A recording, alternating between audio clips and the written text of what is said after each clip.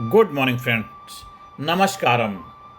मैं Daya Shankar Sharma, high performance coach, motivational speaker और कामयाब गुरु। मेरे दोस्तों, भाइयों बहनों, श्रीमद् भगवद गीता के हम अंतिम अध्याय 18वें अध्याय में आ चुके हैं। ये जीवन का एक जबरदस्त विज्ञान है, साइंस है श्रीमद् भगवद गीता।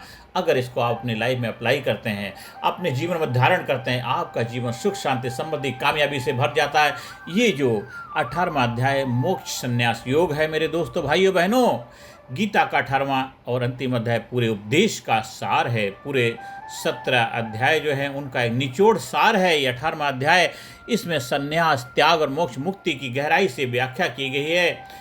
आज का मनुष्य भी सुख, सफलता और शांति की खोज में है, परंतु वह इन्हें केवल बाहरी साधनों में ढूंढता रहता है। मेरे दोस्तों, गीता कहती है कि सच्चा सुख और मुक्ति भीतर से आती है, इंटरनल। ये सोर्स हैं हमारे।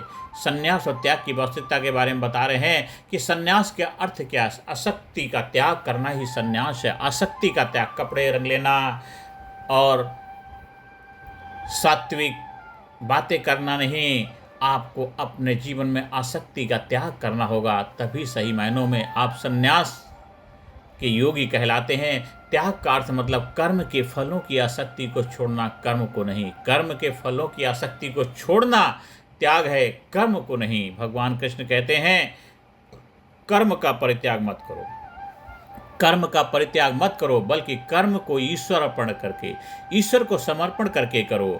आधुनिक जीवन में इसका अर्थ है फैमिली जो बिजनेस छोड़ना संन्यास नहीं है। मेरे दोस्तों, भाइयों बहनों, कपड़े रंग लेना, भगवा धारण कर लेना, घर से बाहर चले जाना, वो संन्यास नहीं है। ड्यूटी निभाते हुए भी जीवन से निष्काम रहना असली संन्यास है। असली जीवन जीने का विज्ञान है, साइंस है।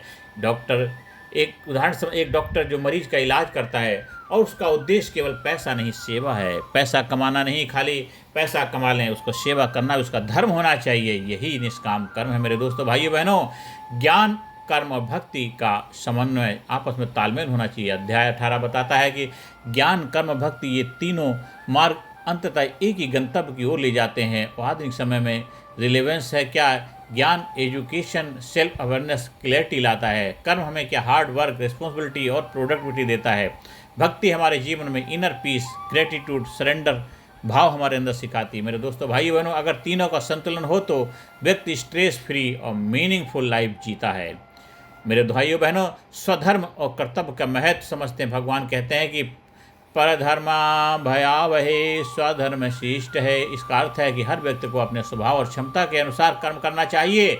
दूसरों की नकल करके हम असफल और असंतुष्ट होते हैं। आज के समय से जुड़ाव करना है। करियर में दूसरों की कॉपी करने से फ्रस्ट्रेशन पैदा होता है। मेरे भाइयों बहनों, अगर हम अपने रुचि और ताकत को पहचाने, ग्रोथ और सेटिस्फैक्शन दोनों को मिला लें, तो जीवन में आनंद, मस्ती, कामयाबी, खुशहाली जबरदस्त आपको मिलेगी। मेरे दोस्तों, मोक्ष का वास्तविक अर्थ क्या होता है? मोक्ष का अर्थ केवल मृत्यु के बाद मुक्ति नहीं है। मोक्ष का अर्थ होता है मन की शांति, आसक्ति से स्वतंत्रता। आसक्ति से स्वतंत्रता मतलब मोक्ष के मन की शांति और आसक्ति से स्वतंत्रता ही मोक्ष है। आज के समय में समझते हैं स्ट्रेस, डिप्रेशन, कंपटीशन से मुक्ति ही मोक्ष है। Mobile addiction, social media, comparison से स्वतंत्र होना ही मोक्ष है। जब मन स्थिर हो, कर्म निष्काम हो और हृदय भक्ति से भरा हो, तभी सच्ची स्वतंत्रता मिलती है, तभी सच्ची स्वतंत्रता मिलती है। और अंत में इस अध्याय का सार क्या, निचोड़ क्या है? मेरे दोस्तों, भाइयों बहनों, 18 अध्याय का सार है, कर्म मत छोड़ो, फल की आसक्ति छोड़ो, अपना स्वधर्म पहचानो, उसी का पालन करो।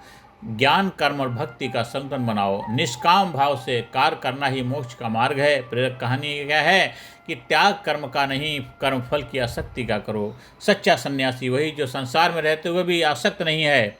मोक्ष बाहर कहीं नहीं, आपके भीतर ही स्वतंत्रता में विद्यमान है।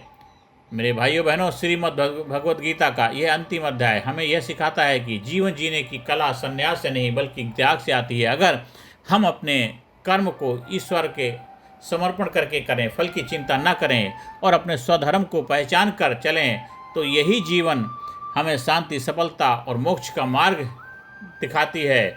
गीता का संदेश यही है कि कर्म करते जाओ, फल की चिंता छोड़ दो और भक्ति भाव से जीवन जियो। मेरे दोस्तों, भाइयों बहनों, ये गीता के 18 अध्याय आपके जीवन में कामयाबी के, खुशहाली के गीत हैं, महामंत्र हैं, जीवन को जीने का विज्ञान है, साइंस है। इसलिए ज़्यादा से ज़्यादा लोगों को गीता का ये जो अध्याय है, बहुत छोटे छोटे हमने बनाए, इनको शेयर करिए। उनके जीवन में बदलाव लाने का माध्यम बनेगा। और वो अपने दोस्तों को शेयर करना चाहें तो ज़्यादा से ज़्यादा लोग वो शेयर कर सकते हैं, ज़्यादा से ज़्यादा लोग जीवन खुशियाँ लाने का माध्यम बन सकते हो। आप दिन दोना रात चौना तरक्की करें, कामयाबी के शिखर पहुँचे, यही मेरी प्रभु से प्रार्थना है।